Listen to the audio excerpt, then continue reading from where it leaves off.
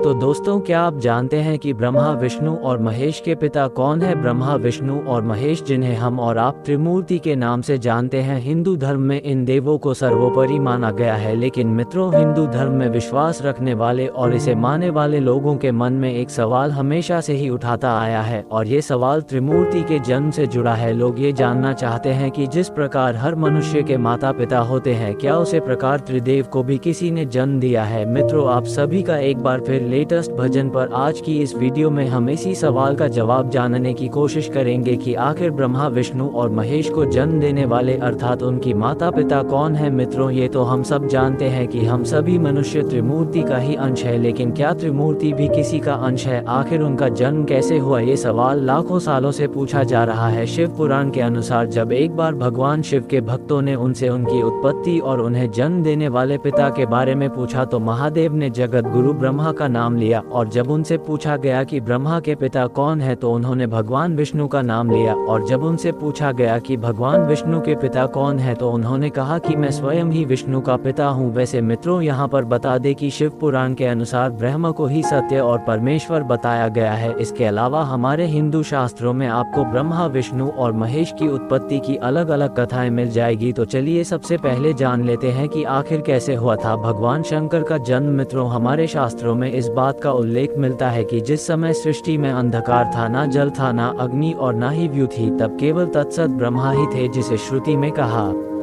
गया है सात अर्थात अविनाशी परमात्मा। ऐसी मान्यता है कि उस पर ब्रह्म काल ने कुछ समय के बाद द्वितीय होने की प्रकट की और उसके भीतर एक से अनेक होने का संकल्प पैदा हुआ। तब उसे परमात्मा ने अपनी लीला शक्ति से आकर की कल्पना की, जो मूर्ति रहे परम ब्रह्म थी। मित्रों, परम ब्रह्म अर्थात एक अक्षर ब्रह्म, और वो परम ब्रह्म भगवान सदाशिव है। इसके बाद सदाशिव ने अपने शरीर से एक शक्ति की उत्पत्ति की, ऐसी शक्ति जो सदाशिव के शरीर से कभी अलग होने वाली नहीं थी। मित्रों, बता दे कि शक्ति कोई और नहीं अंबिका थी, और फिर इस शक्ति की देवी ने ही लक्ष्मी, सावित्री और पार्वती के रूप में जन्म लिया और ब्रह्मा विष्णु और महेश से विवाह किया। यहाँ पर यह भी बता दे कि काल रूप सदाशिव की अर्धांगिनी दुर्गा है। इसके अलावा काल रूपी सदाशिव ने शक्ति के साथ शिवलोक नाम के क्षेत्र का निर्माण भी किया, और इस स्थान को आज हम और आप काशी के नाम से भी जानते हैं। जी हाँ, वही काशी जिसे मोक्ष का स्थान भी कहा जाता है। विष्णु जी का जन्म। मित्रों, शिवा पुराण के अनुसार मोक्ष के स्थान काशी में शक्ति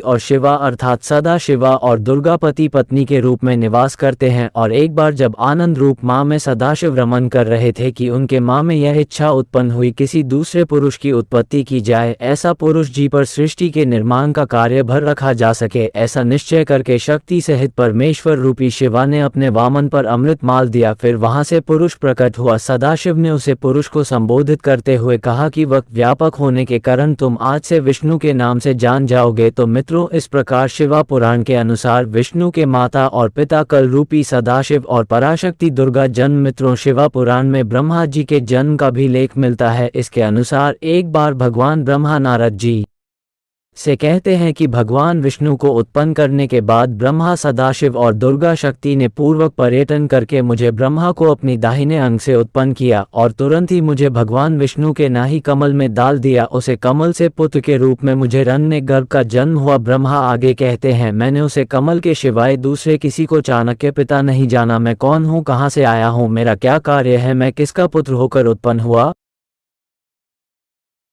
इस प्रकार शिवा पुराण के अनुसार ब्रह्मा के पिता विष्णु भगवान को बताया गया है। लेकिन इसके अलावा भी त्रिदेव की उत्पत्ति को लेकर अलग अलग हिंदू ग्रंथ में अलग अलग अच्छी गई है। तो मित्रों, अंत में मैं यही कहूँगा कि हमारी शास्त्रों में इस बात का उल्लेख मिलता है कि जो जन्म या प्रकट हुआ ईश्वर नहीं हो सकता, क्योंकि ईश्वर तो आजन्म, प्रकट और निराकार है, तो फिर उसकी उत्पत्ति कैसे हो सकती है? इसलिए ब्रह्मा विष्णु और महेश की उत्पत्ति को लेकर किसी तरह के निष्कर्ष पर पहुँचाना संभव नहीं है। आज की इस वीडियो में बस इतना ही। त्रिदेव की उत्पत्ति पर आपकी क्या राय है, मुझे कमेंट करके जरूर बताएं। और हाँ, अगर यह वीडियो पसंद आई हो तो उसे लाइक और शेयर जरूर करना। इसके साथ यह मुझे नहीं इजाजत, मैं फिर लौटूंगा ऐसी ही कुछ और पौराणिक और आध्यात्मिक कथाओं के साथ। तब तक के लिए देखते रहिए डी डिवाइन टेल्स। तो दोस्तों, आपको अपने माता पिता की कसम है, चैनल को सब्सक्राइब जरूर करें।